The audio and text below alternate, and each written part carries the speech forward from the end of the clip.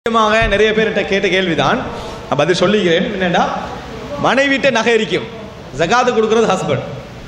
வணங்கிட்டா, மனைவிட்ட 51 பவுன் நகை இருக்கும், ஜகாத்து கொடுக்குற ஹஸ்பண்ட். ஹஸ்பண்ட் விளங்கப்படுத்துறாரு, மனைவி நல்லா மார்க்கப்பட்டுள்ளவர், அதனால நீ தான் ஜகாத்து கொடுக்கணும், நல்லா இருக்கணும். அப்படியா? அப்போ அப்படியே கொடுத்துருவோன்னு உட்காடுறாங்க. இதை விற்று கொடுத்துருவான், இது வானா, இது என்ன உமா தந்தது. இதை விற்று கொடுத்துருவோம், இது உங்களோட உமா தந்தது. இதை விற்று கொடுத்துருவோம், இது தாத்தா தந்தது. இதை விற்று கொடுத்துருமா, இது தங்கச்சி தந்தது. அப்போ எதை விற்று கொடுக்குறது? அடுத்து வீட்டுக்காரண்ட நகையை விற்றா கொடுக்குறது. இதில் ஏதாவது ஒன்று தான் விற்கணும். எதுக்கு உட்கார்ந்தாலும் சரி, இது உமா தந்தது, அந்த ஞாபகத்துக்கு நம்ம விற்கலான்ற யார் எல்லாத்தையும் சொல்லி, அப்போ யாரு நகையும் நம்ம போடுறது இல்லை, நம்மளும் வாங்கி கொடுத்து நாங்களாக தான் ஜக்காத் என்ன செய்யணும், கட்டணம் என்கின்ற ஒரு நிலைமை என்ன செய்யும் பாருங்க. பிழை. ஜக்காத் யாருக்கு கடமையாக தெரியுமா? மனைவிக்கு.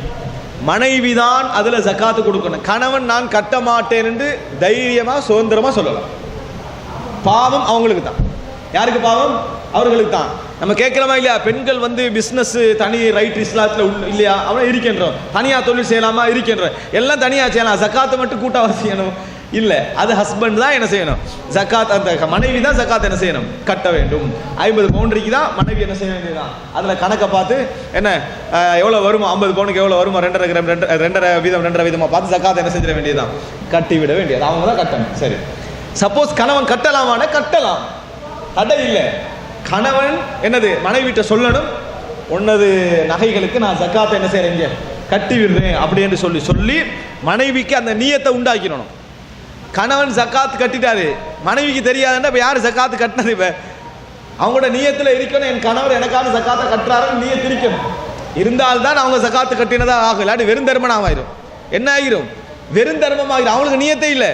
சில கணவன்மார் ஜக்காத்து கட்டிக்கினே வராங்க, மனைவிக்கு ஜக்காத்து கட்டுறதை பற்றி சிந்தனையும் இல்லை, ஜக்காத்து கடமையானு தெரியாது.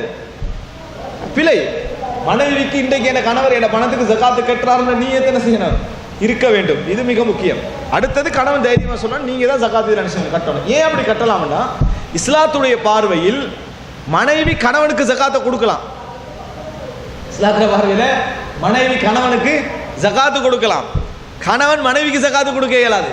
கணவன் மனைவிக்கு ஜகாத்து கொடுக்க இயலாது. நீங்க யாருக்கு செலவழித்து வருகிறீர்களோ, அதாவது உங்கள் மனைவி, உங்கள் பிள்ளை, இவர்களுக்கு நீங்க ஜகாத்து கொடுக்க முடியாது. ஏன்னா நீங்க அவங்களுக்கு செலவழிக்கிற பொறுப்புழைக்கிறீங்க. கடைசியில் என்ன செஞ்சிருவீங்க, வருஷம் ஃபுல்லா போடுற சோறு சாப்பாடெல்லாம் ஜக்காத்தை கணக்கு பார்த்துருவீங்க, ஜக்காத்து கொடுக்கலாம்ட்டு. அது பிள்ளை. ஜக்காத்து நம்ம செலவழிக்கிறவங்களுக்கு ஜக்காத்து கொடுக்கலாம், கீழே உள்ளவர்களாக இருந்தால். யாருக்கு கொடுக்கலாம்? மனைவி எங்களுக்கு செலவழிக்க வேண்டிய எந்த கடமையும் இல்லை. அதனால மனைவி எங்களுக்கு விரும்பினா தரலாம், பைஃபோஸா எடுக்கலாம். இந்த மாதிரி இஸ்லாத்துல ஜக்காத்து கடமை உனக்கு தரலாம் என்று பைஃபோஸா என்ன செய்யலாது, எடுக்கலாது. அவங்க விரும்பினா தரலாம்.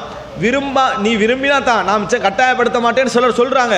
சொல்லிட்டு வேற யாருக்கா கொடுத்தா அதை கோபத்தை காட்டவும் செய்யறாங்க. அது என்ன விரும்பினா தான்றது? அப்ப கோபத்தை காட்டினா விரும்பினா தான் அர்த்தம் இல்லை, தராட்டி கோபப்படுவேன்னு அர்த்தம். அப்ப எனவே அவங்க விரும்பினாலும் அவங்க சொந்தக்காரருக்கு கொடுக்கலாம். அப்படியே ஒரு 100 பவுன் இல்லை ஜக்காத்து கடமை அப்படியே கொண்டு போய் அவங்களோட உமாவுக்கு கூட கண் முன்னால கொடுக்கலாம்.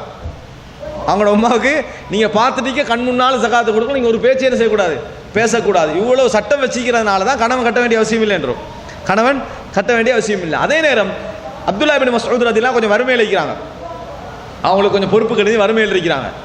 ஜைனப் ரலியல்லாஹு அவங்களுக்கு ஜக்காத்து கடமை, அவங்களோட வைஃபுக்கு ஜக்காத்து கடமை ஆகுது. அப்துல்லா இப்னு மஸ்ஊத் ஒரு ரிக்வெஸ்ட் வைக்கிறாங்க, அந்த ஜக்காத்தை நம்மளுக்கு தந்துடலாமே. அப்போ நான் கொஞ்சம் எனக்கு கஷ்டம் நீங்கிருமே அப்படின்றான். அவன் வைஃப் என்ன சொன்னாங்க தெரியுமா? கணவன் சொன்னோடனே நம்ம மனைவி மாதிரி அவங்க சொல்லலை.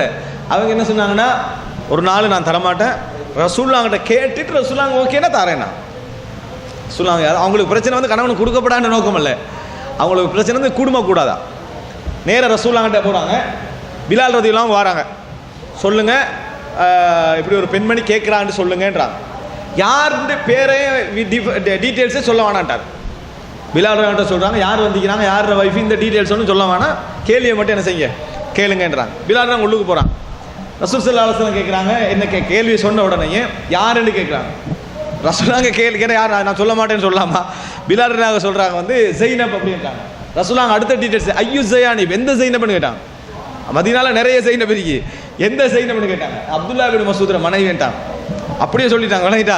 அப்துல்லா இப்னு மஸ்ஊத் மனைவி ஆட்டாங்க. அப்படியா, தாராளமாக கணவனுக்கு ஜக்காத்தை என்ன செய்யலாம், கொடுக்கலாம் என்று சொல்லுங்க அப்படின்ட்டாங்க. ரசூலுல்லாஹ் இவ்வளவும் கேட்டது ஃபத்வா மாத்துறதுக்கு இல்லை, விளங்கிட்டா? எங்க சில மக்கள் இருக்கிறாங்கன்னு யாரு ஆளை எல்லாம் கேட்டுட்டா அப்படி அப்ப கொடுக்கலான்றது அதல்ல. இது ரசூலுல்லாஹ் கேட்டது யார் கேட்கறாங்கன்னு தெரிஞ்சுக்கொள்ள. கேட்டுட்டு அப்துல்லா இப்னு மசூத் வைஃப் கிட்ட சொல்கிறாங்க நீங்கள் என்ன செய்யலாம் தாராளமாக ஜக்காத்தை கொடுக்கலாம்ன்றான். இதுதான் ஆதாரம் வந்து கொடுக்கலாம்ன்றதுக்கு, பைஃபோஸாக எடுக்கிறதுக்கெல்லாம் அவங்க கொடுக்கலாம் என்பதற்கான ஒரு ஆதாரம். அல்லாஹு அலம். ரைட்.